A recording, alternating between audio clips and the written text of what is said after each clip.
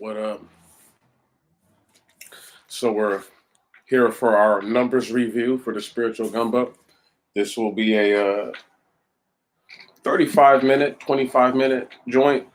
Uh, just wanted to give everybody the background to where we're about to be at in Deuteronomy, and just so people are on the same page with me.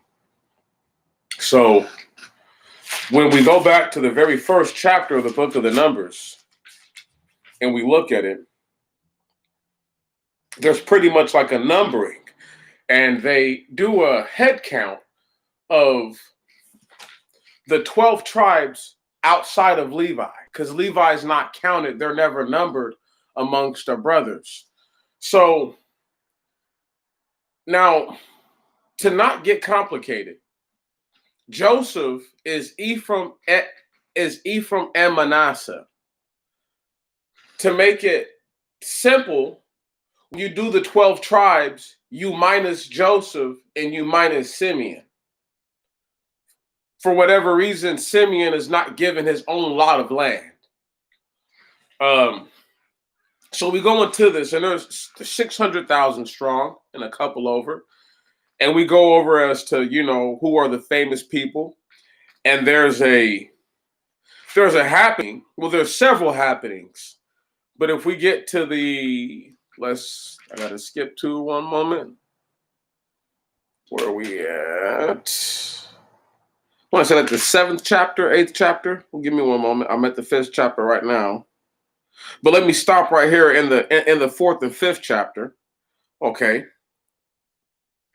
And this is just talking about people who do sins or who commit a sin. And let me just speak it right here. Verse 5 of chapter 5 of the Numbers. And the Lord spoke to Moses, saying, speak to the children of Israel, saying, every man or woman who shall commit any sin that is common to man, or if that soul shall in any wise have neglected the commandment and transgress, that person shall confess the sin which he has committed, and shall make satisfaction for his trespass. Okay, stop right there. Now, a lot of people will look over a verse like that and will make small beans out of it. But what a verse like that actually encompasses is how you get entrapped into the 3rd and 4th generation of a father, right? Or a parent, let's say, right? Getting their children cursed. You see what I'm saying? So they're literally in a situation where they're being told to confess their sins. So let's say a person does something that's punishable by death, right? And they go on to have children. So this person's never punished. At least they're not, but they have children. You see what I'm saying? So this is why to the 3rd and 4th generation, you know what I'm saying? What's the word I'm looking for? They're punished. You're not punished because I'm not saying you lied, but you were able to hide your sin. This is why I said to get rid of the evidence thing, because the Most High God is like, don't worry, I'm going to rectify this my own way. And in the book of the Numbers, when we read about when Corday is swallowed up by the earth, or when we read about how Miriam is turned white for her being displeased in Moses's choice in women, mind the fact that Moses is he's not the Aaronic Levitical priesthood himself. Aaron's children are the priesthood, right? He set his brother up. If you look at the situation, these guys come from the smallest tribe. They're the least bred out. You could claim they're the most inbred if you really wanted to get technical. And I'm not going to say they're power tripping, but that's how it looks to the people. Okay?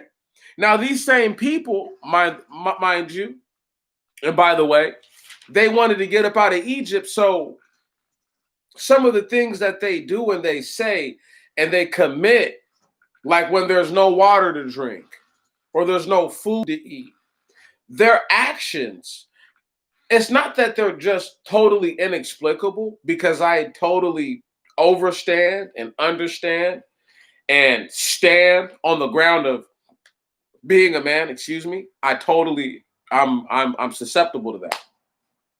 What I'm not susceptible to is being able to remove myself from doing the right thing. So when you have a, let's say in the situation with Corday, right, where there's 250 men besides people who are with Corday. Now his whole house is not devoured, right? But he's killed, and there's other men with him who are killed. Now, what I found interesting was that they were told to put incense on their censers.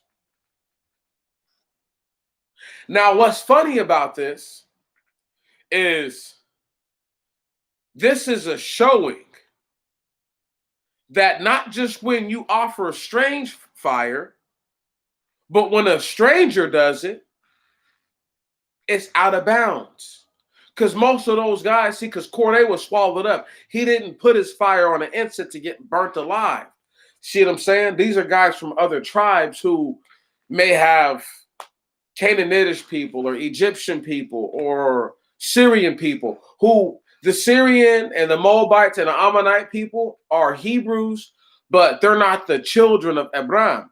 So when you get to the real deep down lineage of all the things and you break it all the way down, you come to this understanding that Moses is with a group of people who, for the most part, are claiming paternal lineage, the father lineage, that they are this people.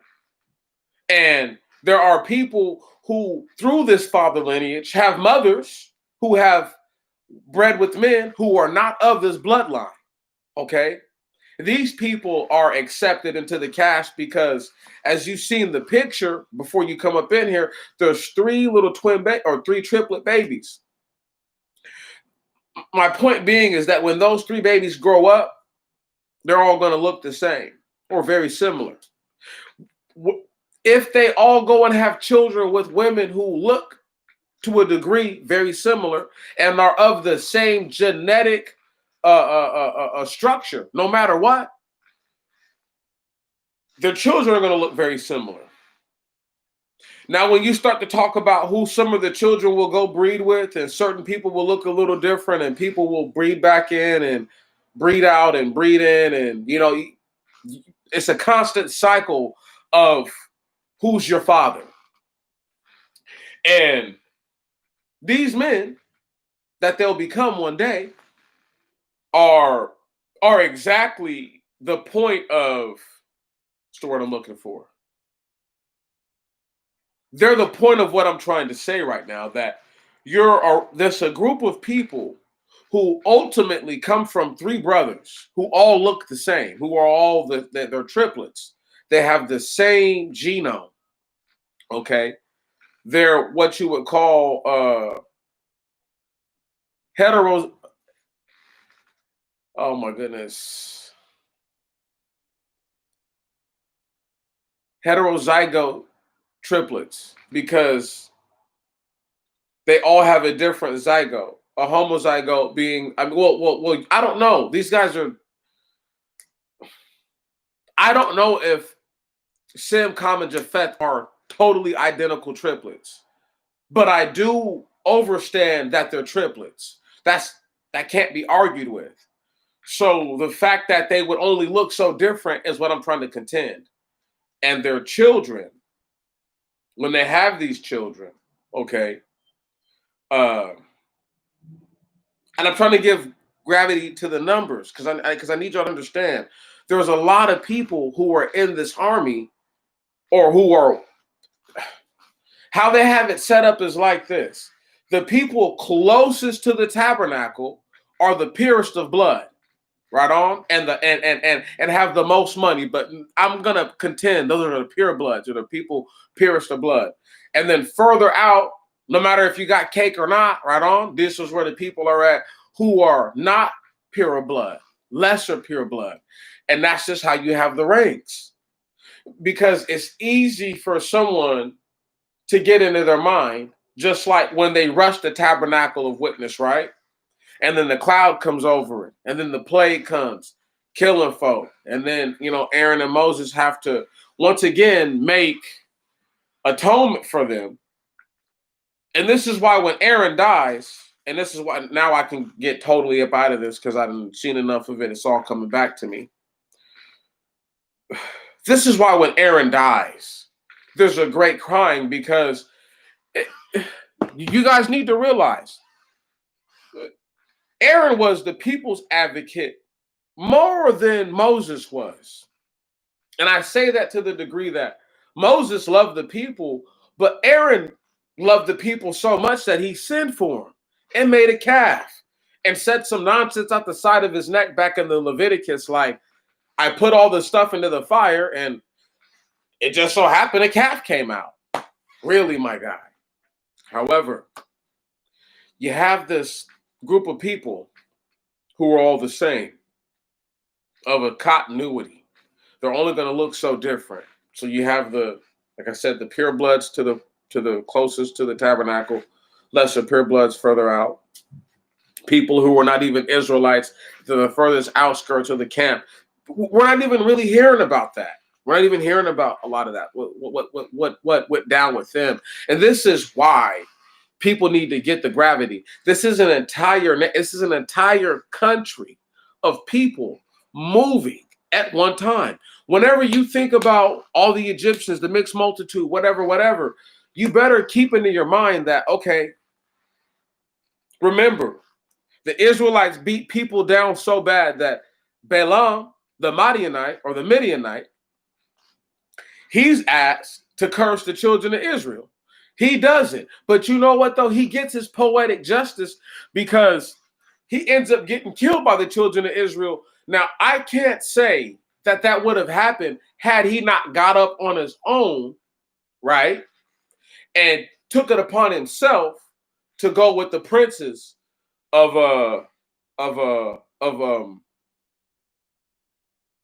it couldn't have been Midian.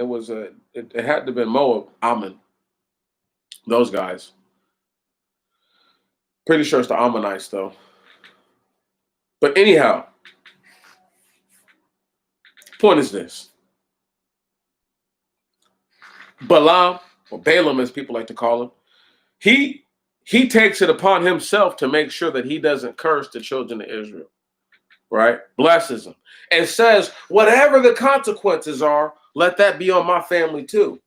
Because he understood by him not cursing them, that he would eventually be at their mercy. So whatever he said, I want to be slain with the righteous. I don't want to die late in my life. I don't want to live and then watch these guys come into power pretty much. Just let me die. So because you have this struggle that has ensued in the mind of a man, and we have to realize these are nations and countries of people. Now, why I really wanted to talk about the numbers in the review, if you made it this long, obviously you have, but there's going to be other people, clearly.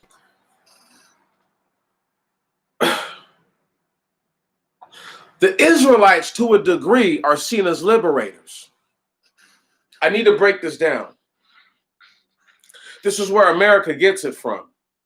Because the Israelites were going into lands that had giants literally eating the inhabitants. So they're showing up and killing the giants for the most part, by and large. So when they get there and they do what they do, they're able to take over and become so high up because they've taken the foot of a major oppressor off the people. Now they become willful participants in their own destruction by allowing the same people that they just freed from subjugation to become a trap and a snare unto them through their own devices and ways and ordinances, which they are told, warned, prehand, not to practice or partake in, to not let your sons or your daughters marry off into their sons or their daughters. That's right. That's how it's supposed to be. But they didn't do this. They didn't follow up with this.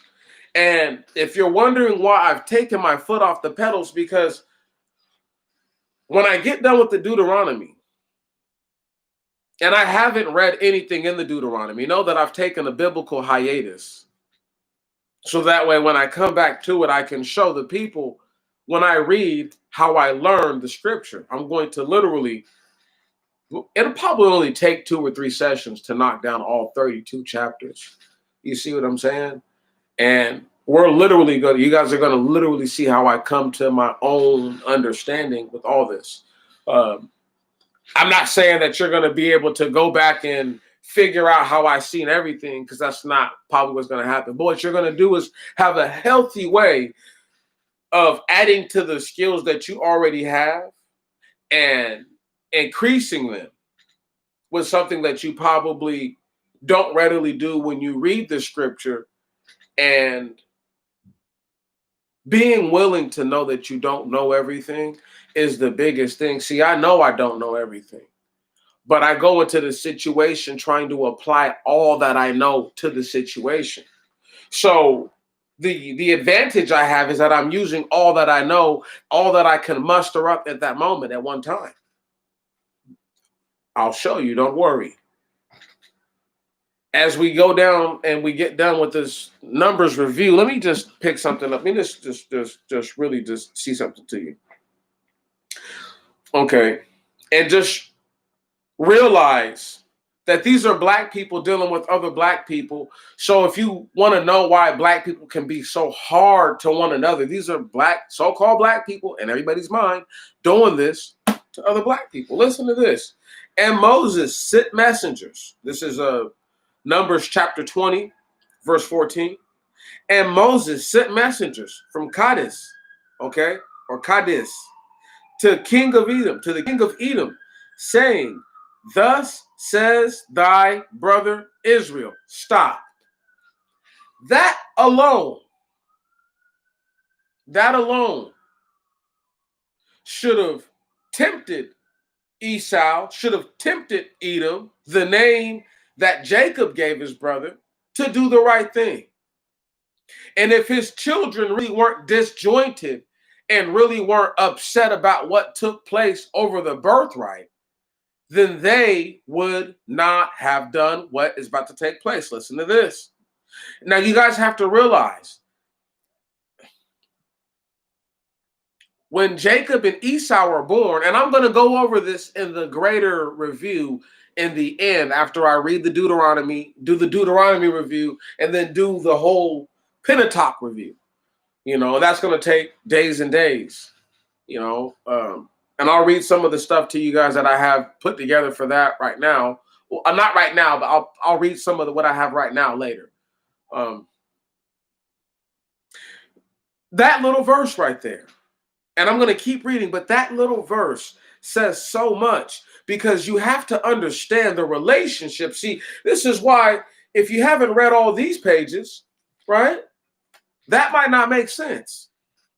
If you haven't put the time in, you see, to really immerse, okay, and invest your time, okay, to totally, you know, what's the word, devour the knowledge the best you can. And this is what most people don't do, because they don't believe in what they're reading. But they'll take from it what they say are the practical life lessons, just a straight up insult, because this is a historical account and it's a story of a people. So you would take one sentence out of the history of a people and claim that you understand what the whole book is about. It's that insulting gesture that makes me know that when people read, and let me read it again, Verse 14, and Moses sent messengers from Kadesh to the king of Edom, saying, thus says thy brother Israel. Did you guys know that I have a brother? He's my elder. If you wanted to claim he would be he's even though I'm a warrior in my own rights, he's clearly known as the warrior guy to people. What's popping, big bro? And my brother would be much more like Edom than I would be. You understand what I'm saying? And these guys, these Edomites, are battle hardened. They're ready to go. Okay, Esau's the angel who relayed the message that in Rebekah's womb there were two nations struggling, right?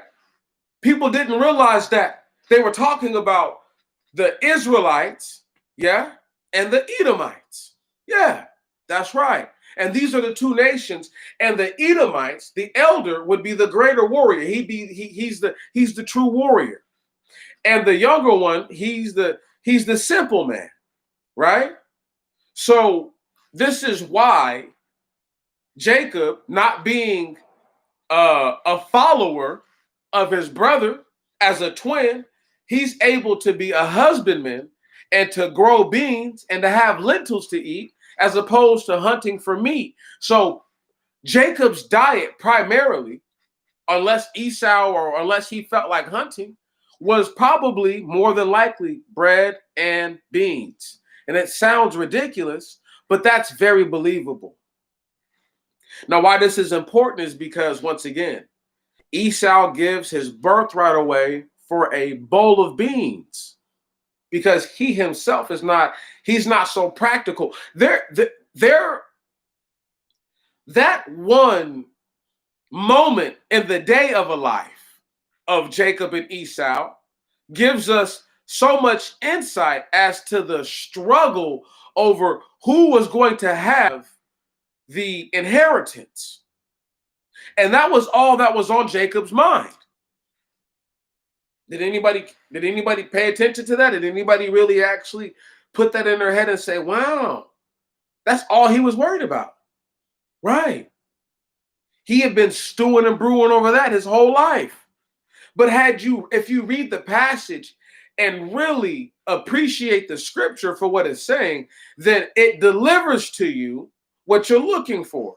You see, you're not going to find change in the road, but you might be on your way to the store with what money you have and find something on the way to the store or in the store or outside of the store, whatever.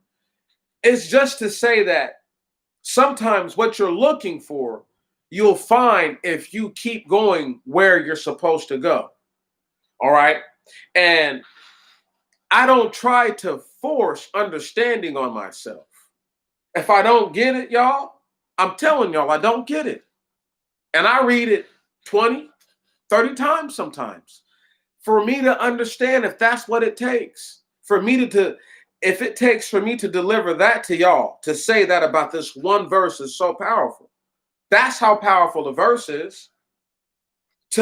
You have to know the history to know why that one little verse, that one little sentence, right, means so much.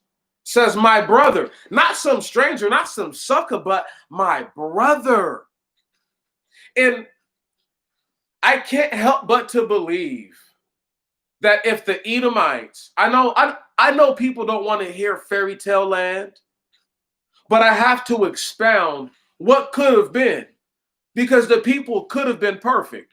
What could have happened is that the Edomites could have let the Israelites through, the children of Israel. Some of them could have joined themselves to the children of Israel, went into the land, romped through the land, and then refixed the misunderstanding. Totally put all the Canaanites out of the land. But the Most High God knew that the hearts of the Edomites were so hardened, okay? He said, look, I know for a fact that what it is what it is. So this is why the Most High God tells the people, hey, I can't let you get rid of all the people off the land for a whole year. It's not just a mechanism it's not just a failsafe to punish the people in case they go a left or they go a right. You see what I'm saying? From the path of straightforwardness. Okay? To be a truly righteous person and steadfast and upright. So when you don't have these things that could take place, forget all the people who were not the people who Moses asked. He couldn't say this to anyone else. Your brother. He's like, man, and it's not him reaching for straws. This is him saying, he didn't want to do it. It was a last ditch effort, but he was so desperate that listen to what Moses allows to happen just to see how serious they are.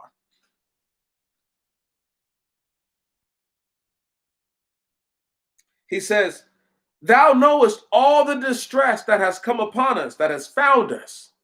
Verse 15, and how our fathers went down into Egypt, and we sojourned in Egypt many days. And the Egyptians afflicted us and our fathers. And we cried to the Lord, and the Lord heard our voice and sent an angel and brought us out of Egypt. And now we are in the city of Kadesh, at the extremity of thy coast. We will pass through thy land. We will not go through the fields, nor through the vineyards, nor will we drink water out of thy cistern. We will go by the king's highway. We will not turn aside to the right hand or to the left until we have passed thy borders. Listen to what Edom says to him. And Edom said to him, thou shalt not pass through me. And if otherwise, I will go forth to meet thee in war. What? I'm a come out here and I'm a make it happen. And the children of Israel say to him, this is all the people now. This is everybody trying to plead, and they're speaking to Moses. So Moses is like, calm down, calm down. I'm going to say what I got to say. He sends his people out there, the little hawks or the little pigeons that, the little messenger birds, all that stuff is going down, right? And they're reading messages as all this is going on. I'm trying to break it down to you, a day in the life of truly sophisticated militaristic society, okay? Because they're in the wilderness. They're a marching army that's protecting a soon-to-be nation. Let me just go ahead and put it all to you like that.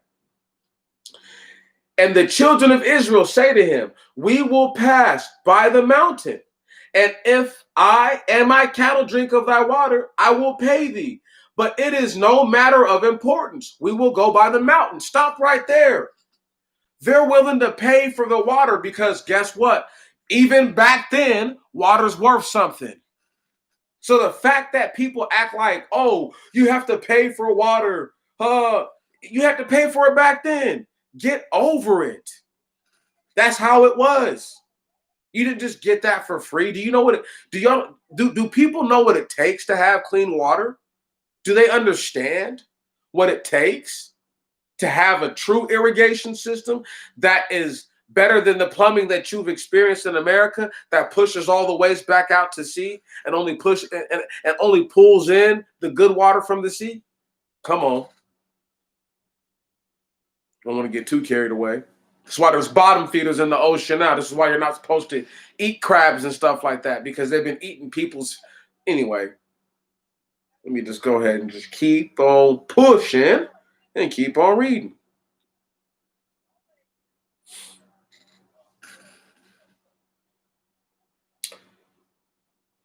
We will go by the mountain.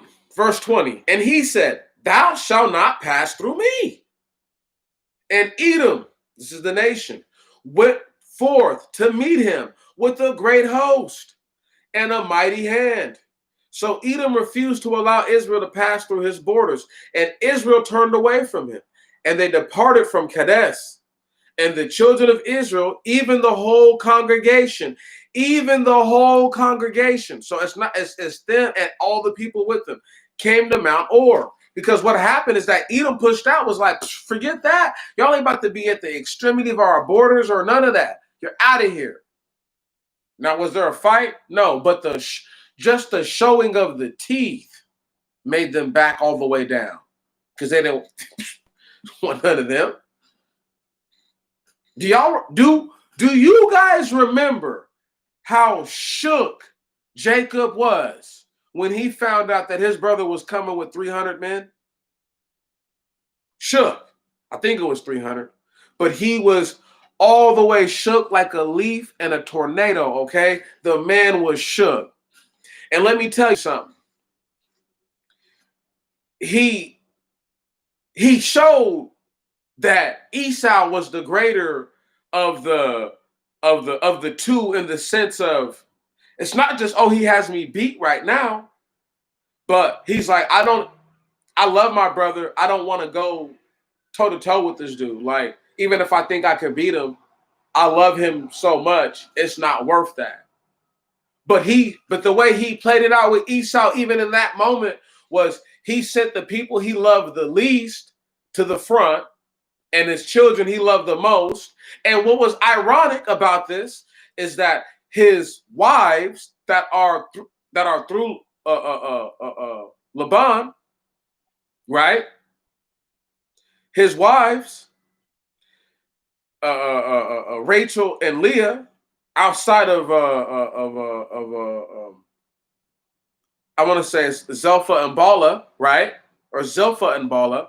I want to say outside of those two, the actual two that he's married to, he has his children with Leah first. His oldest sons. Now, I want y'all to think about what I'm saying right now. When he sees Esau, what he thinks of is this. This is crazy. His sons are grown for the most part. His oldest sons are grown. You know, Reuben, Simeon, Levi, Judah's almost grown, right? And his other children from his other wives are teenager, young dudes, right? But he's been teaching them how to do stuff. So he knows if they come through them, I'm going to make the last stand with my sons right here next to me. And this is how we'll do it, or we'll tuck tail and run, whatever his plan was. But I needed y'all to understand that even in that instance, there's all that going on, right? That's not written down like that, but you have to have lived or have experienced enough situations as a person to know, yep, that's probably what happened. That seems more likely to what have happened than not what have happened, you know. So as we go through, and they go through this entire instance, right? When certain cats come out to meet him, now I want y'all to understand how much more warriors the Edomites are, no matter what their numbers are, how much more warriors. People can be like, oh, they're freaks of nature. They've been breeding with giants. You don't actually know that. Some of them have, but you can't say that all of them did. These dudes are they're just some bad dudes, okay? Or some good dudes, whatever you want to say, good or bad. They are with every angle of getting down, and they're not playing. Note that the children of Israel don't back down from anyone else. That's not suspicious. They even fight their other own kin. Think about that. They fight Moab and Ammon, no problem. This is why I need people to realize how deep it is. The level of respect. I love my brother too much to fight him. I'm not going to fight my brother. Now, what I know what's crazy is that later on, King David liked to genocide the Edomites. Tried to kill them to the man. People don't talk about that. People brush over that. That's an epic reason, outside of the fact that this dude stole my birthright. Dude, you tried to get rid of me all the way, bro? You tried to wipe me off the face of the earth? No, you deserve the funky business. That's how they feel. I can't blame them. I'm just trying to break it down from their point of view as to why they would do messed up stuff to people who look like them. Because people who look like them did messed up things to them. All this over slighting your both.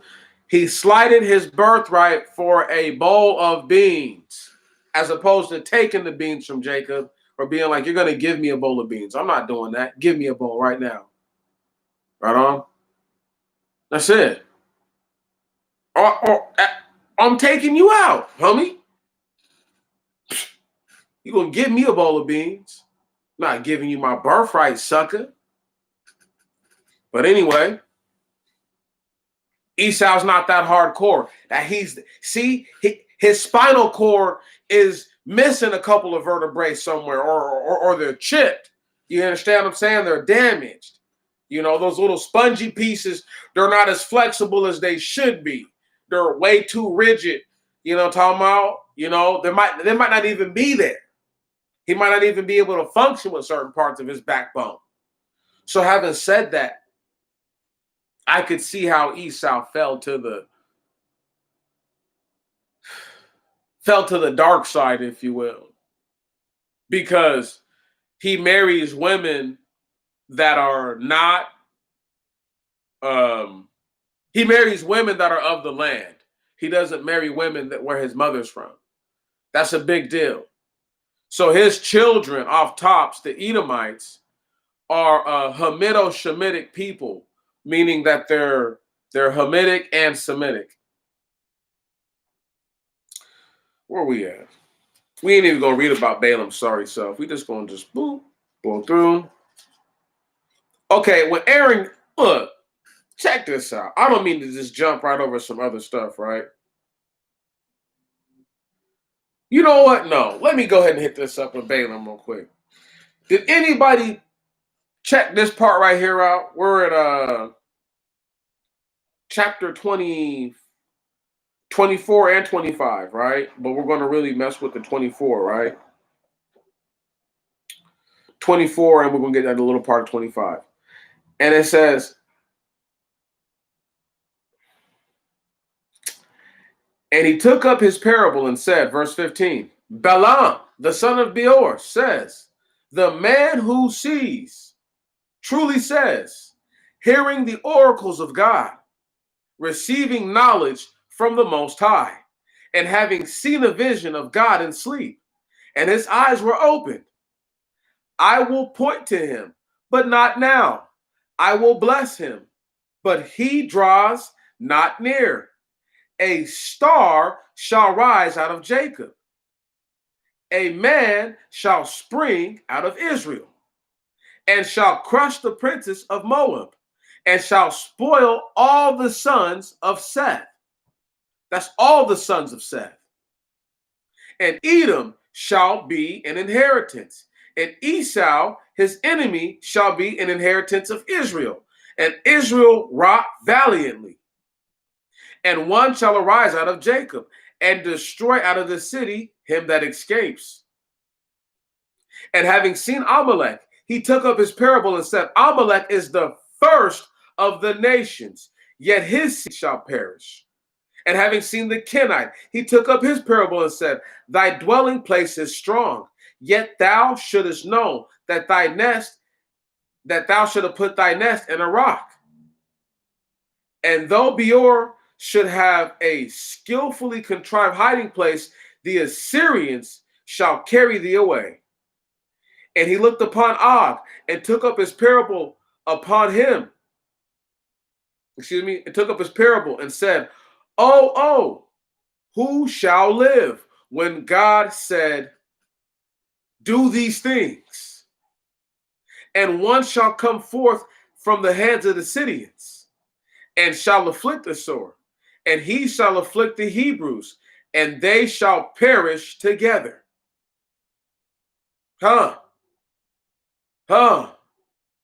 See, this is why. And Balaam rose up and departed and returned to his place. And Balak went to his own house. Stop right there. This is why when people try to tell me whatever, okay?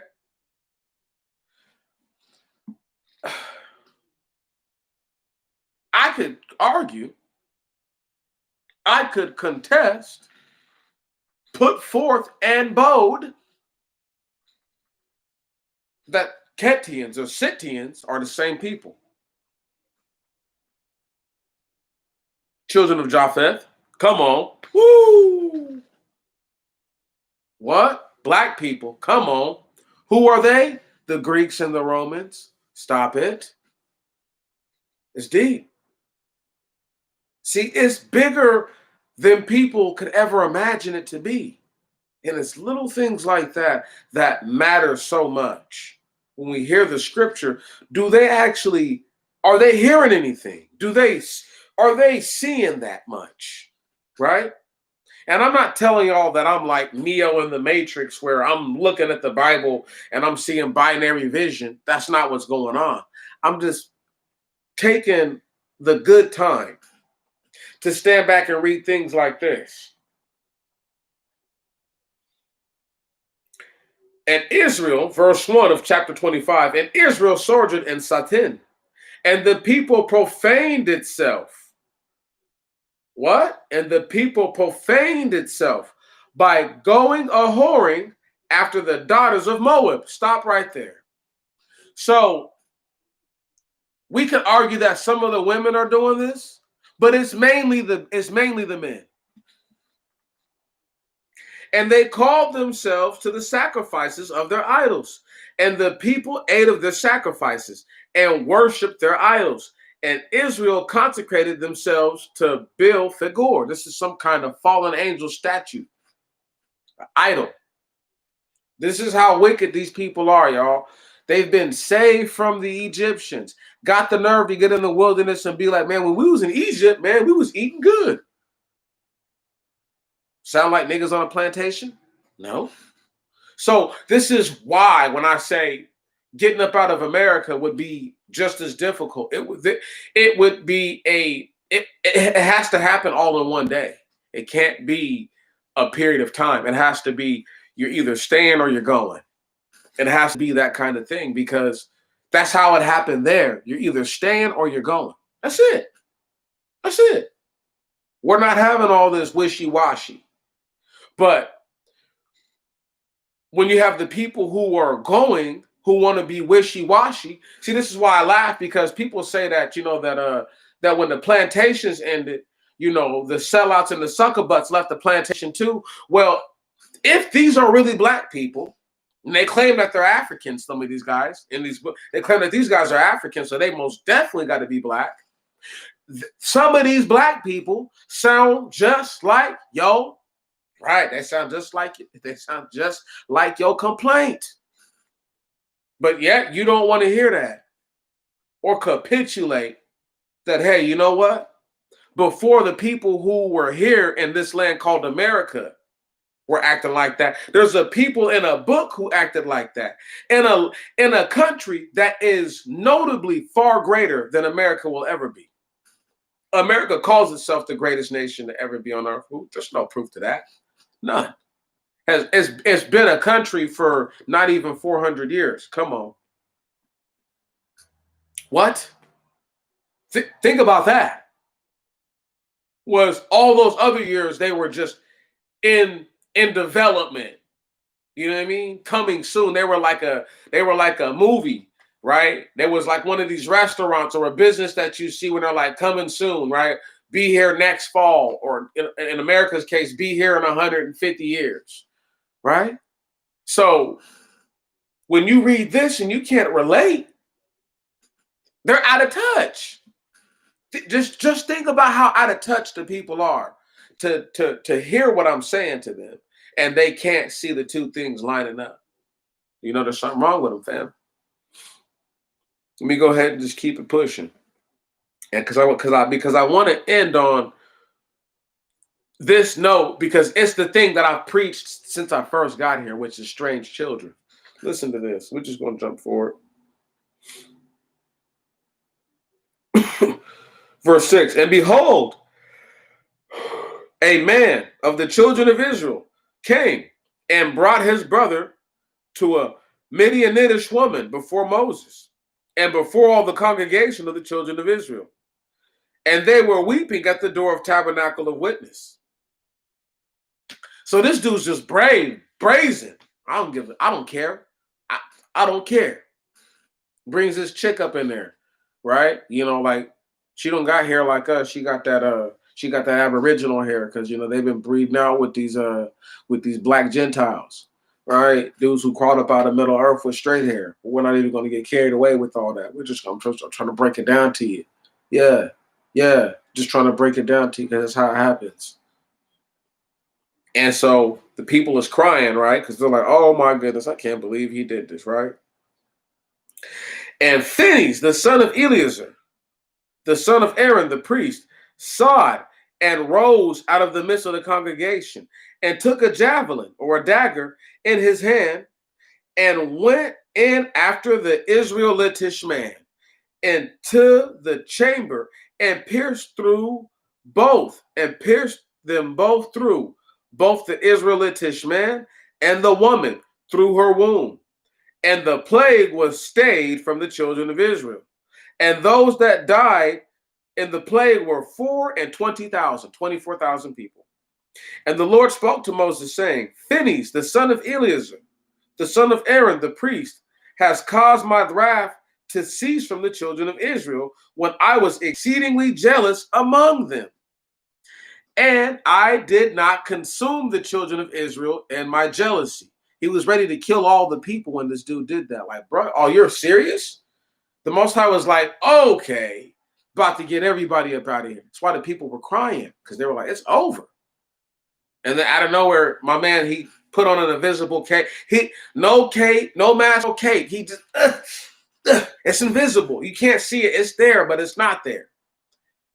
And stabbed through this man so hard. I need to understand how hard you have to stab somebody, or where they have to be, or just how hard you have to stab someone, to stab through one person and then stab through another person. Oh my goodness. Having said that, do y'all realize that they made sure that they called the man Israelitish? Now, let's just read about this man who's Israelitish. Now, the name of the smitten Israelitish man who was smitten with the Midianitish woman was Zombri, son of Salmon, prince of the house of Simeon. Stop right there. That should tell everybody everything.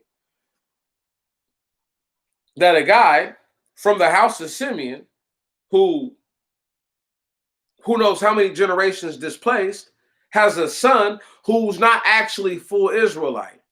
And he could be 2 or 3 generations displaced. But it's to the point where they're like, he's Israelitish. Think about that. Are they trying to throw dirt on him? No. Nope. Because his father's an Israelite. This is the proof that I tried to tell people before, that you can have an Israelite father, be a man born from his loins, and be Israelitish at best. And people don't want to hear that. And this is why the Most High God was like, don't let the stranger draw near, because they'll die.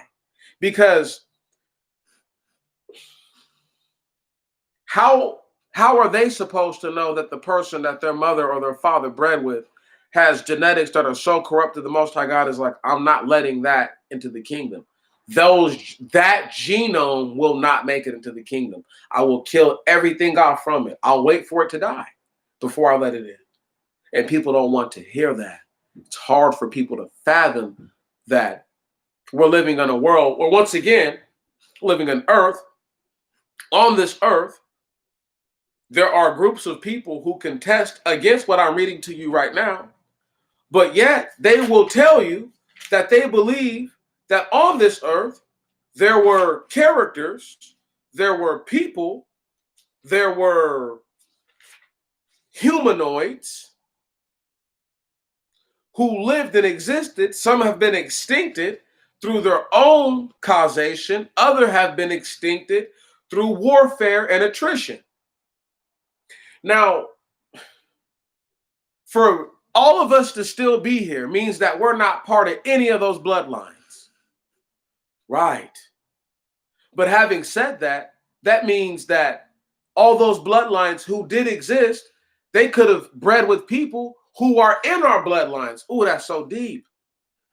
And this is why you have to really stand back and look and say, all right, why does the Most High God tell the people in the Leviticus, if I'm not mistaken, you're not to mingle your seeds with one another. With one another. So if you have a vineyard, it's all one kind of grape. You don't let your sheep and your rams have babies, and your goats and your sheep have babies. You don't let any of there's no crossbreeding. They're all supposed to be purely what they are. So they're supposed to all have enough space to free range and graze and be by their own. And sure, will there be the occurrence where there's going to be crossbreeding? That's going to happen. But for you to allow it to happen is not what the Most High God ever intends.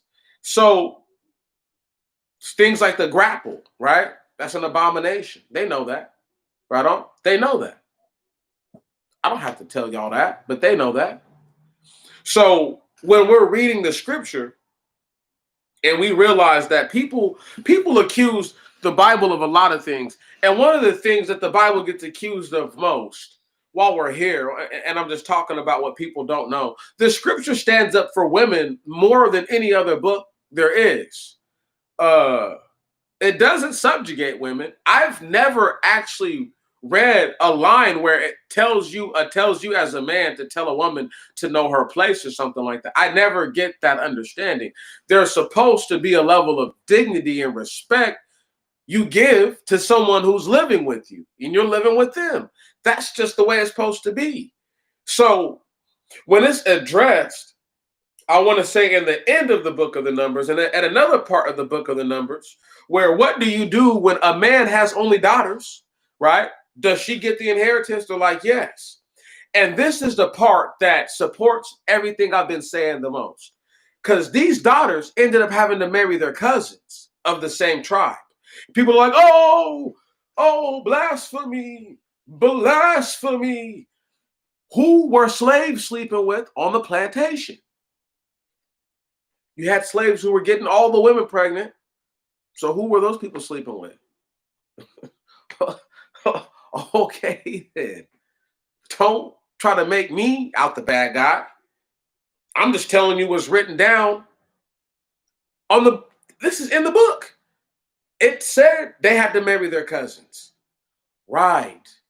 So the idea that you're supposed to break ranks, and just because you're like, I don't want to do that, you think you're supposed as a sheep, you think you should go have children with a rabbit or a weasel, huh? Or a crow, right? Or a sparrow, or some kind of dirty animal, filthy beast, or a swine. And have the audacity to say, well, at least it's not me dealing with another sheep. I wish that would be the excuse that sheep had, or any other animal. You know what? I don't think we need to look like lions anymore. I think we need to look more like hyenas. It's the most ridiculous thing. Like I said before, you guys can go back and listen to a lot of different works when I bring this stuff up. You'd have to look for it. When slaves were freed, they looked for their families for a reason. So that way dudes weren't running around there smashing their sisters. Right. Because like I just said, you had plantations where you had one man impregnate who knows how many women. And you wonder why these same things happen to this very day in the so-called Black society and Black culture, Black community. I'm trying to give gravitas to the things you see today, and I'm trying to make it make sense to you. I can't make it make sense. It'll only make sense if it makes sense. But there's people who are upset because they'd rather date, once again, you're a Black man or Black woman, and they'd rather date a white person and tell you that God didn't tell you who to love. But I'm reading to you right here. If it's telling them who to marry, guess what he's telling them? He's telling them who to love. Wow. Huh? So when it says that a woman was going to cleave to her husband, right on, or like pretty much submit to her husband, and a man was going to submit to his wife, that's all make believe in the scripture. And those two things happen at totally different junctions. Thank you. Thank you. So people can't try to put that off on me and say, oh, well, you're making that up. No, no, no, no, no, no, no, no. No, I'm not. No, I'm not. No, I'm not. Those two things happen at totally different junctions. Just like people, when they were first created, they were made to not eat meat. And then all of a sudden, the Most High God had to be like, okay, all these guys have this spirit in them, and they have this genetic constitution that has the desire to eat the flesh of other animals. Now, I'll assuage this by having them to eat the clean animals and not the dirty ones, so that way they don't get sick and die. Don't worry, oh my goodness, I cannot wait to do the Spiritual Gumbo ultimate review of the Pentateuch, or the Torah, first 5 books of the Bible. I cannot wait. It's going to be fire. There's going to be so many people, men and women, who they're going to be mad at me because I'm making a point to be true to be known. Am I telling people to go out there and like get with their cousins or something like that? No, but I'm like, you're telling me all bets are off, and it's make or break for the species. You're gonna let your cousin go breed with somebody who doesn't look like y'all, and you're just gonna that's it. We're done. That's it. Damn, that was deal breaker. If that's it, we're done. If that's how simple our people have become, we're done. Right. White people how do you think white people have actually been able to get their numbers the way that they've been able to get them without all the immigrants? What do you think they've been doing all these years? These dudes have been screwing their mothers, their sisters, their daughters, their cousins, whoever, okay? Because they don't care, because they can't even have babies. And they will tell black people to not be around one another. Once again, if you all have enough children, and you all have children enough, you won't have to worry about people sleeping with their freaking first cousins. But if you're all related anyway, guess what? She's going to be your 15th cousin or something like that. Your 10th cousin. This person's going to be related to you. They have to be. Right. You're not going to be marrying somebody unless they're not from your genetic strata. It's impossible. I've been trying to break this down to black people for the last 6 years, 5 years. They don't want to hear that. I don't care if somebody's father is a white person, because my dad ain't a white dude, so it don't mean nothing to me. You know what I mean? That doesn't move my needle. Word? Right. Like I told people all the time, I got Gentile people on either side of my family. So there's not only do I not try to get away from it, I just embrace what it is. I still look just like a nig right now in the flesh. So what does that tell me about all those genetics of those people? That somewhere down the line, they probably got nigs in their family.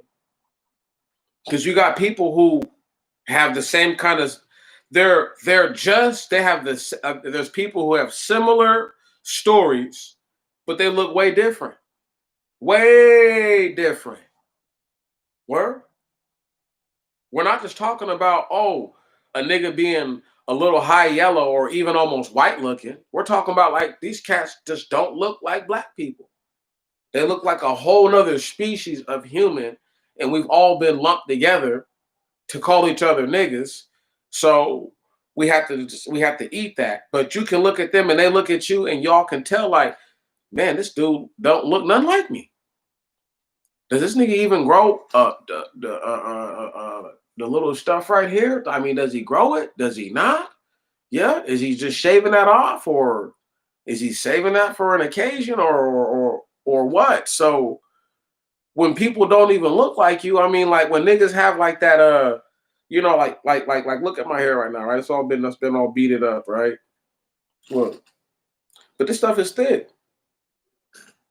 Other people don't. All people don't have hair that's thick like that, do they? They don't. They don't. They don't all have hair that's beat up like that, right? That's just not the way it is. All niggas don't have that kind of hair. There's niggas that have hair that just literally falls straight down, and they're niggas as far as we're concerned, right? Uh, but this right here, this grain, this is special grain. All right, straight from Krypton. Okay, you. If you're not a Kryptonian, you can't get one of these things. You know what I'm saying? And they're mad because we look like the aliens on our own planet. Ain't that about something? Think about that, y'all. If y'all ever wanted to know why they treat you so funny, because we don't look like them. You look so different. Your hair, my hair, look at my hair. It goes Godward. If I want it to stand up Godward, it will. Right.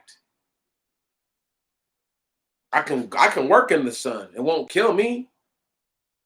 It's hot. It sucks. Do I want to? No, it's uncomfortable, but I can do that. There's other people who, if they work in the sun, they're gonna have to, one moment. While they're working in the sun, they're gonna have to do some serious accommodation for all that work. They can't just do that. And we all know this. We've all seen these situations take place. We've all been in a situation. And it's one thing to be a little dehydrated or to get some heat exhaustion or heat cramps, right on.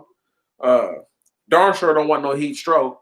But it's different for those things to settle in on a person than for, let's say, a black man and a white man go outside and they're doing the same relative work.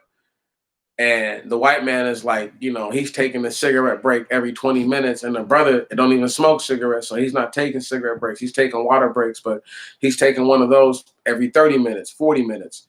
And he's getting done literally twice the amount of work that this white dude's getting done, because not only is he able to maintain his pace, he's not putting into his body a substance that's going to mitigate his ability to perform. Right on? White guys thinking like, I shouldn't even have to even be out here. That's why he's smoking cigarettes, because he's stressed out, because he's pissed off. He has to work by a nigga. Trying to break it down to y'all, man. Black people are a special group of people. I'm going to laugh, because by the time I get done with the Deuteronomy, I'll have tied everything together with slavery, with black people. I don't even want to. I hope they watch this. If a person try and say, "Oh my goodness, brother, thank you, Jesus," type stuff, that you pulled it all together with the slavery and the Bible, and now I see why you've been trying to draw these comparisons this entire time and humanizing this entire situation for us. I promise to God, y'all, if anybody tries to act like I will delete this account right up off of YouTube. Promise. No jokes. Just deleted 3 videos the other day because somebody said something stupid to me. Made me laugh while I did it. Promise you that, though. Right. So let these simple ass niggas keep thinking that. That's a fact. I'll dirt this whole bitch and get rid of it. Right. So I don't want to hear nobody say no. Oh, brother. Oh, man, that was a masterpiece. How I now I see why you said what you said in Genesis. I don't want to hear none of that. Shut all the way up. Shut up, like they told me to shut up. Shut up and hold your peace. That's how I feel. I don't want to hear none of that, because people believe that what I'm saying right now is fake, huh? Oh, so white people can stand out there and work with black people. It's only a coincidence that in this very book, these people were told that they would be slaves if they continued in their wanton, reckless ways. Same people who right now live wanton and reckless, live raw and rough, and they love it and want me to be confused. When I read this to them, I hope they understand. I read the scripture to humanize this so they could relate it to their life. They can't relate something that they don't understand. They can't relate to the fact that, right, go ahead and breed out with white people. I don't care because I won't do that. Word. And don't ask me to accept your half-breed child as a nig. I don't have to. Hold your peace. See what I'm saying? I'm vicious. I've been saying the same thing for years and years and years and years. For all those people out there half stepping with the Most High God, heart half in it, not really with the movement.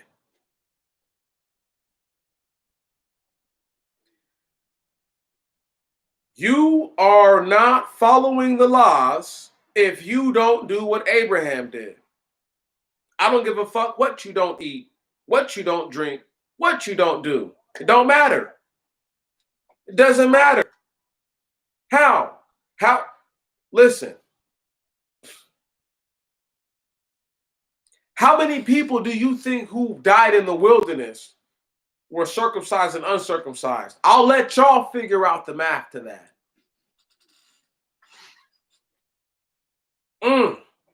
Just some that's and I don't give a dang who you want to put it to. You can put that to the Levites, you can put that to the Reubenites, you can put that to the Jehuda. I don't care who you want to put it to. Okay? You can apply that to any group. I bet you there was an unknowable number of dudes who, at that very basic tenet, were not right. All kinds of diseases and stuff like that. It's a hygienic thing. Talking about being in the wilderness. You're talking about people who's going to get sick. Who, if they go, if somebody does something that they're not supposed to be doing, right? Who's going to have to show for it the first and the most? Right, little things like that.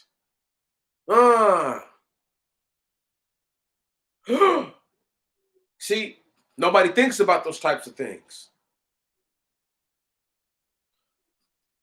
That couldn't even be addressed until the book of Joshua, y'all.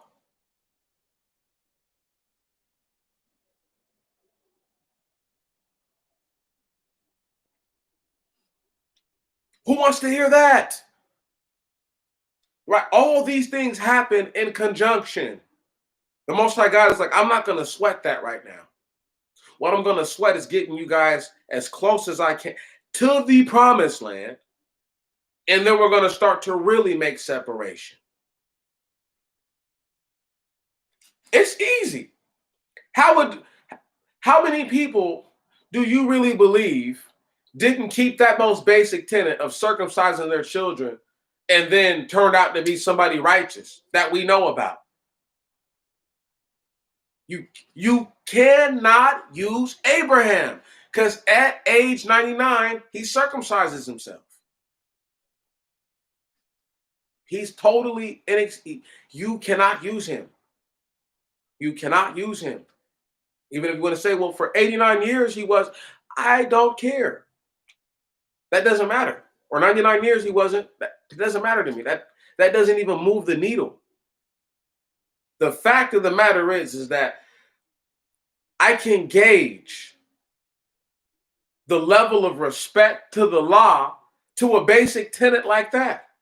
If you've skipped that basic tenet, I have a hard time believing that push come to shove, come survival time, that kind of person is going to say, you know what? I'm going to abstain from eating unclean foods when I can, as much as I can. I'm going to abstain from doing unclean things. Right. Whatever those things are.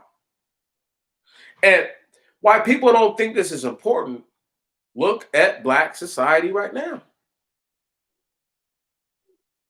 Right. In this land. It would be the same thing essentially all over again. The Most High God would have to freaking have a hill of foreskins again. Or is he just going to just say, you know what? You've been in the greatest country that these people have ever known of. Basic, basic medicine at your disposal. If your throat hurts, you go to the doctor, huh? But for me, I can't. You can't even get right for me to get right with me. Come on, hear me. But I keep you alive every day. But it's once again, I understand the Most High God's notion and his gesture. Look how he did Balaam. Look how he did Balaam. Right. He said, you know what? It's all good, bro. You want to get up and do your own thing? You want to do what you want to do? Okay, I got you. Balaam fell with the sword. And he can say, oh, let me die with the righteous, whatever, whatever. Bro, you died, pimp. You also died with the unrighteous. Did you know that? Balaam? Let me stop. Thank you, Father. Woo, they don't know. I'm on one. So people can do what they like. These guys who go around here talking about, well, I am circumcised and I'm good in the game. You eat shrimp, you eat pork chops, you eat rabbit, you eat possum, you eat coon, you eat everything but vegetables and fruit. Right. Lay down with anything. Man, woman, animal, don't care, don't matter to you. Talking about, oh, God will forgive me. He knows my heart. Do you not realize that the way that you live would have been a death sentence? So the fact that you don't repent and get right speaks volumes. Speaks volumes. It says everything about the people. And they don't even want to see how they have way more in common with the people in this book than they don't have in common with them. They mad because they want to be part of a tribe. Listen, think about this. They want to be part of tribe. And the book is about tribe, yet they don't think they're in this tribe. That is the coldest thing I ever heard of. They got to be destroyed. These people have to be destroyed for the lack of knowledge. You can't know nothing. You got to be a dumbass to not know nothing like that. I don't mean to get vulgar. I'm just saying, you know how stupid you have to be to think like that? Same book will tell you about a place like Egypt, India, Greece, right? Sure will. Sure will bring up the Grecians. So guess what they're talking about? Greece. It's all Old Testimony. Right. What, India? Read the story of Esther. Read the story of Esther and really read it. India gets brought up. India is in the Bible. Right. But y'all think I'm out of touch. I'm not out of touch. I'm in touch. I'm so in touch that I look like I'm out of touch. This has been a bomb review. This has been such a fun review because I just laugh at how everybody wants to do what they want to do. But so here's my thing. How can you do what you want to do, but the Most High God has to bless you? Riddle me that. Batman and Batwoman, Batboy and Batgirl, right? Riddle me that. How can you do what you please to do and expect the Most High God to endow you with righteous blessings? You know what a blessing is, right? A blessing is an undeserved gift. Undeserved being the key term there. Undeserved.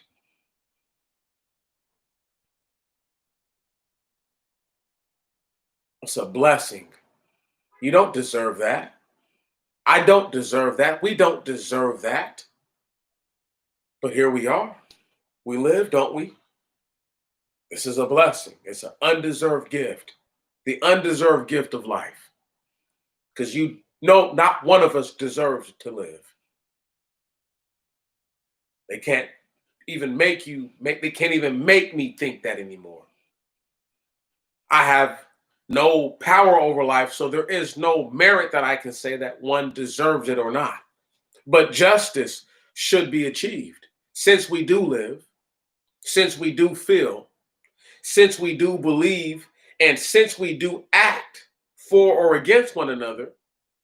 There should be an action that rectifies those things. And if that word is justice, then let it be so. And I'm here for justice, brothers and sisters. That's all I'm here for. Don't worry, I'm going to come with the Deuteronomy very soon. It'll be, let me see how many chapters there are in Deuteronomy. There's 34 chapters. I've got roughly 51 pages of reading. It'll take me, if I take my time, it'll take me 5 sessions. If I breeze right through it in 3-hour sessions, 4-hour sessions, we'll have it done in 3 times. We'll have it done in 3 or 4 times max. I just need y'all to know. Let me get to this real quick before I forget. Listen to this. This is some of the stuff I got coming for the Spiritual Gumbo review, the ultimate review. It's about to be dope. Listen to this. I'm just going to skip right into it. Bold prediction. It is my thorough belief that one Lilith was never accosted by the fallen until a great time afterwards, meaning she learned magic on her own. Furthermore, her real sin may have been eating from the tree of knowledge of good and evil. I'm sure the Garden of Delight had more than 2 trees. I don't want to get too carried away. Let me just read another little piece from somewhere else real quick, right? Let me see.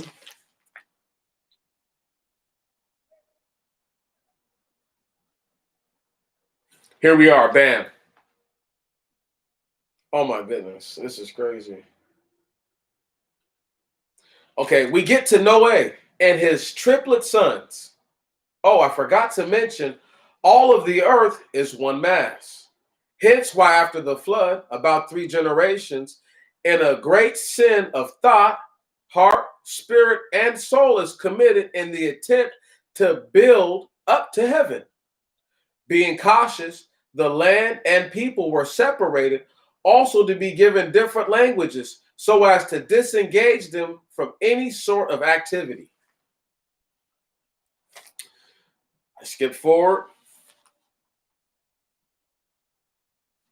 I say circumcision becomes the mark of God on man. Isaac after Ishmael is born. Understand me. There's some deep concepts I'm about to really get all the way into on the full-blown joint. I can't. That's just stuff that's in the Genesis. I haven't even finished out the Genesis. Okay, I haven't even gotten to Jacob's sons or any of that, and how Joseph's in Egypt. I haven't even began to break that stuff down on the paper. Okay, when that comes together, I'm going to do the Exodus part, then the Leviticus part, then the Numbers part, then the Deuteronomy part, and we're going to do a full-blown. Is going to go down. It's about to go down. They don't even know.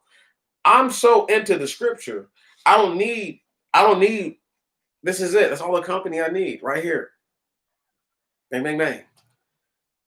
I don't mind sharing with the people what I know and what I love, what I believe, what I feel, what I see, and what I've experienced. The Most High God is all those things. And he is the last one and the first one, more than anything, what I love and what I experience. And so, and if love is the first, Love is the first thing I do for the most. I love him more than I fear him, more than I respect him. I love him first, and then I fear my God. Right on. Just like I love my parents. I love my parents, but I fear maybe not the physical aspect, but maybe the the spiritual aspect of knowing that I've let them down and I've shamed them and I've brought shame to them in some way, shape, or form. So to fear the Most High God is not just to fear punishment, but it's just to always be cautious of how you conduct and carry yourself. I cannot wait, y'all. It's going to be so fun. This is only supposed to be 25, 35 minutes, and I have gotten totally off the tracks. Um, I don't like to get too, I don't want to get too rigid reading this to y'all because there's going to be some major bombshell points I get to make when I do the latter part of it. What are people going to say when, let me just jump forward from the book of the Deuteronomy real quick, right? Let me just read something. Bang, bang, bang. Bang, bang, bang.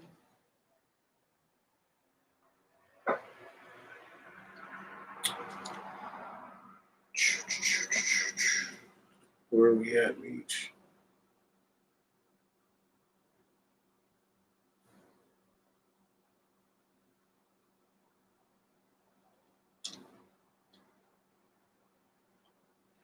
Okay, so give me one more second. Because I don't want some of this stuff I don't want to read because I don't want to mess up going into later on. Where are we at?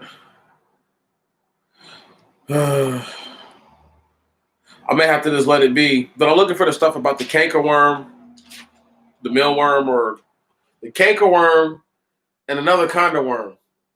Parasites. But and it's just the Most High God breaking down what's gonna happen if they have children with people who are not the people. Because if one of the concerns, which is addressed in the book of the Numbers, is the Most High God doesn't want inheritance going from tribe to tribe, then once your inheritance leaves the tribe of Israel altogether, that's it. Right. Unless you have somebody go marry the people back to go get the inheritance. I mean, that's not always guaranteed to work out, though. So you got to realize how like the children of Israel literally made themselves broke. They made themselves like that. They made themselves poor. It's their own fault. No, it's not anyone else's. And when black people can be adults and realize like, okay, how do I make it right then? You make it right by realizing that you're wrong. That's number one. You can't make it right if you don't realize you're wrong. I tell myself every day how wrong I am about things, so that way I I actively seek to change the things I don't like about myself. I don't just let them be, you know. And so when you have the inability to engage yourself as an adult and to hold yourself to account, no one else can. And the only people that you let hold you to account, they don't live forever. Okay? And it's unfortunate for some people that they only let their children or their parents hold them to account. Someone who's too young to really understand your actions, or someone who's really too old to punish you the way that you deserve to be punished. And so this is where we get.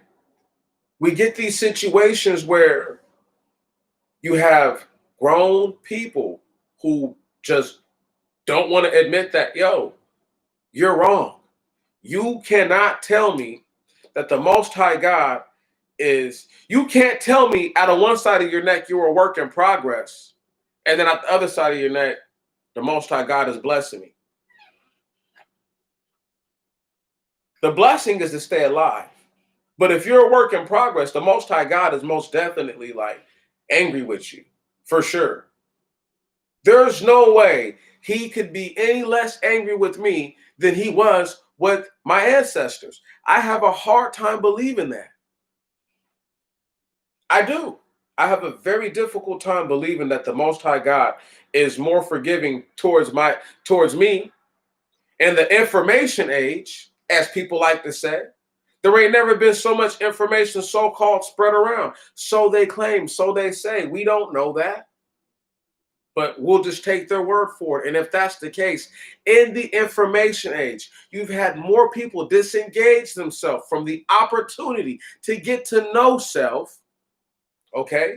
So when they talk to me, when they raise their voices to me, when they speak to me, they don't even hold a candle to anything that I'm saying, number one, because they know nothing. They're uneducated, they're uncouth, they're unlearned. Therefore, they're unworthy. And I don't even worry about them. But when unworthy people speak to me and they say something to me that I know is out of bounds, they don't realize that they may have spurned off or created a chain of events. No different than if you do something as an adult and you say to the Most High God, I promise you, God, if you get this court order off my back, uh, I'll never drink before 9 a.m. again. Something like that, right? I don't know. And then a court order gets off your back. The day after the court order's off your back, you're drinking at 8:30. Oh, God will forgive me. It's all good. Then somebody call you, tell you that they need a ride. You go hop in your car and get a DUI. Come on. See, there has to be some kind of ownership. You can't just get blessed and then not get cursed. So you're only worthy of blessing. You're not worthy of rebuke or punishment. You're perfect. And this is where, once again, I fall off with people because they have a very difficult time looking at themselves in the mirror. And I'm not talking about the physical, literal mirror, that spiritual mirror. Okay, that mirror that says that if God came back, forget if you died today, if God judged man today, how would he judge me? Based on where I stand right now, based on the effort I've put in, where would the Most High God put me? Would he say I deserve to burn in the most intense heat and inferno that the hellfires have to offer? Or would he say that this man has garnered my favor and therefore only through salvation that I've created and given to him or to her do they come and be in my presence? Whatever the Most High God has for you. Or he puts you in limbo because you were a fence straddler and you didn't believe, nor did you disbelieve. But because you said nothing either way, I put you now in what they call purgatory. Forever. See, this is the thing that I keep trying to tell the people. They don't want to believe that. They don't want to hear that. As long as they can pump gas into their car, everything's all good. As long as they get their money uploaded onto their debit card, their direct deposit, everything's all good. So until it hits the fan, until there is no more teeth in this monster that we call America for it to bite with, and it is no longer a threat, and the people can literally leave at their own whim one day, nothing will change. And we're stuck and we are tuckered out like a dirty diaper. We are, you know what, okay? All right? We are straight rear-ended out, okay? And that is what it is. And don't nobody want to hear that. They don't want to hear that. Yeah,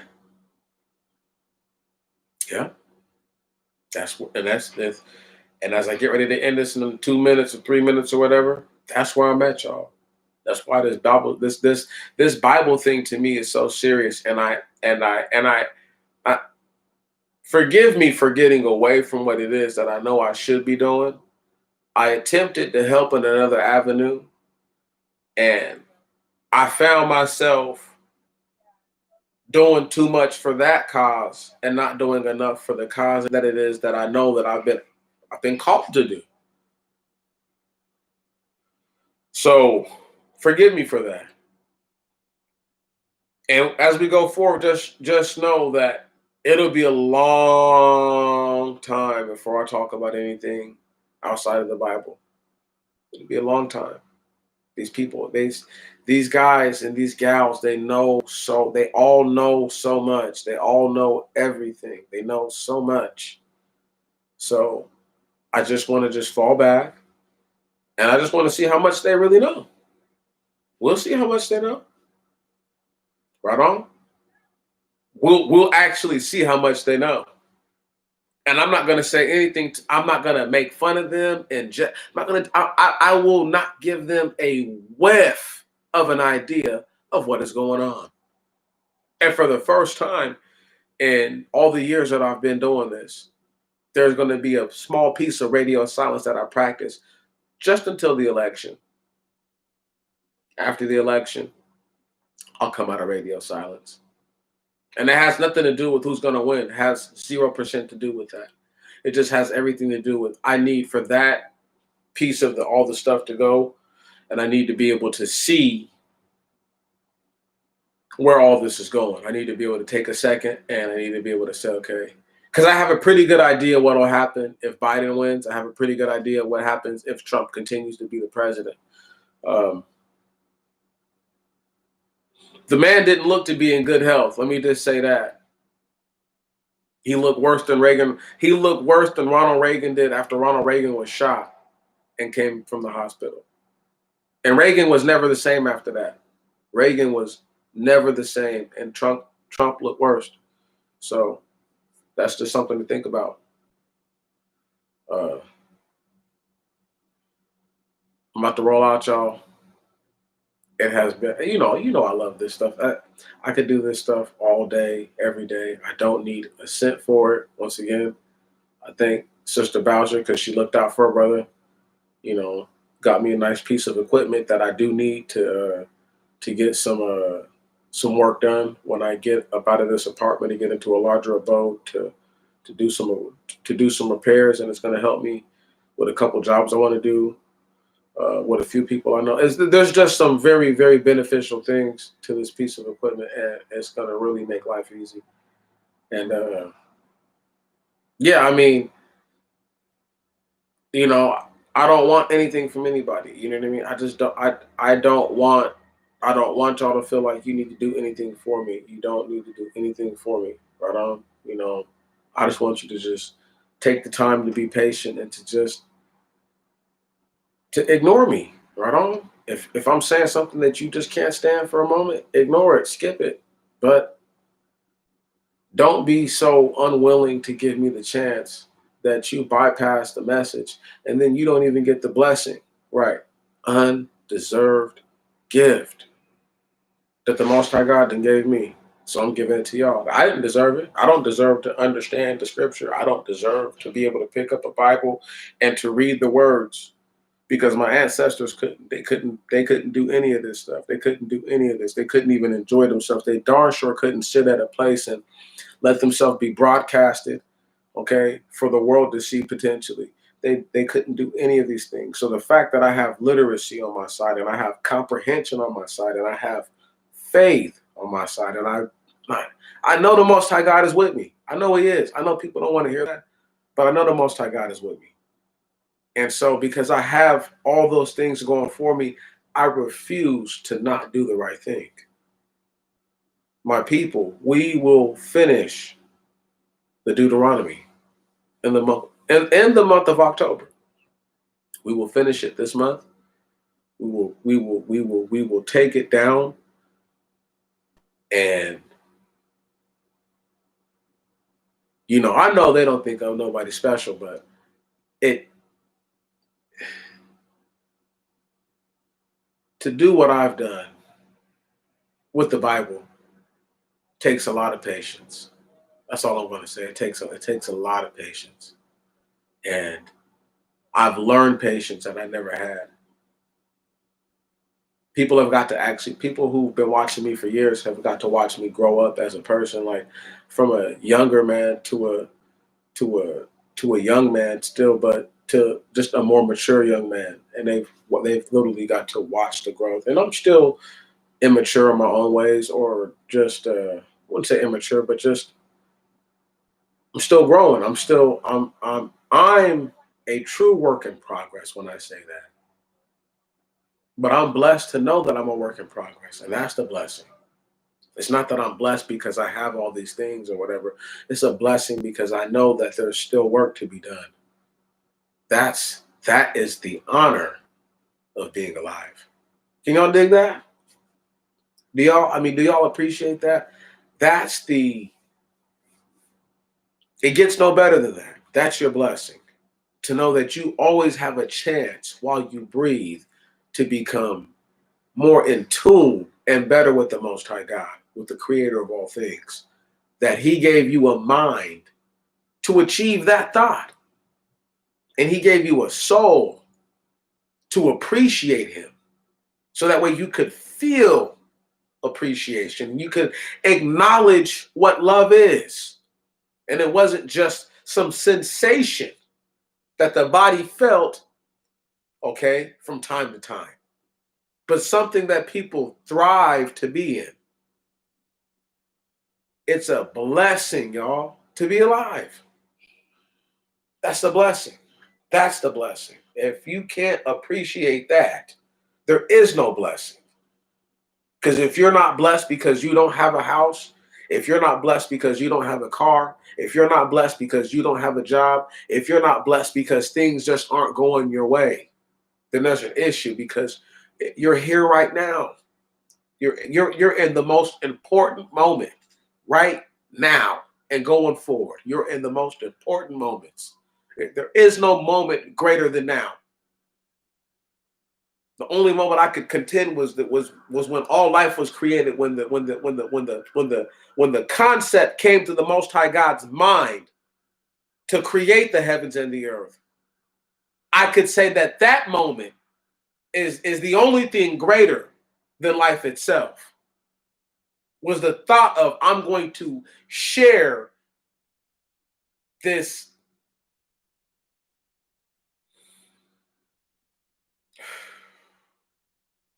I don't know how to say it's existence, this conscious existence. I'm going to share this with another form. And I want them to have a grasp as to what I feel. And as a man, because I do my best I know his thoughts are not my thoughts, and I know his ways are not my ways, but I don't mind being a thought behind the Most High God, or 1,000 thoughts behind. But as long as I can just be in line with, this is where the thought is going, I'm fine with that. And that's what I've been doing for all these years, is learning the most and the best that I can to deliver to the people the blessing that it is that I've been endowed with. I said all that to say that it has been, and y'all don't know, it's been an honor, a true honor. I salute you, my people. It can't get no better than this. It can get no better than this. I lay in my bed sometimes and I think, would I rather have? I mean, I need y'all to really understand this. Where I'm at now, I wasn't at 6 years ago, and it's like, would I rather be with my son and run the gauntlet of never getting to where I've gotten to, or just hold the L that I'm holding right now. And I really tell myself, as painful as it is to not be in my son's life, there's a blessing, a true blessing from what I've been able to learn. And the growth as a person I've had, exponential. I don't know if I grow the same. I don't know if I go through. I don't know. And I'm grown enough and I'm honest enough to say that. So all that said, I love y'all. I really do. It has been an inexplicable honor, truly undeniable honor to have been on earth with all of you beautiful people. That the Most High God give us a chance that we have a chance. We look. We have a chance to get up out of here. We have a shot. I know people don't want to hear that. I know people don't believe that. I know they want to stay here. They want to fight for. I don't care about this place. They can have it. Toxic dirt everywhere. There's toxic waste in every state. They can have this place. Let them have it, y'all. The Most High God spring up something fresh for us, something nice for us, something righteous for us. I pray that one day the one who's going to do something righteous for the people, I pray that they get to hear one of these videos one day and just get inspired and they just do it. Until next time, y'all. Spiritual Gumbo out.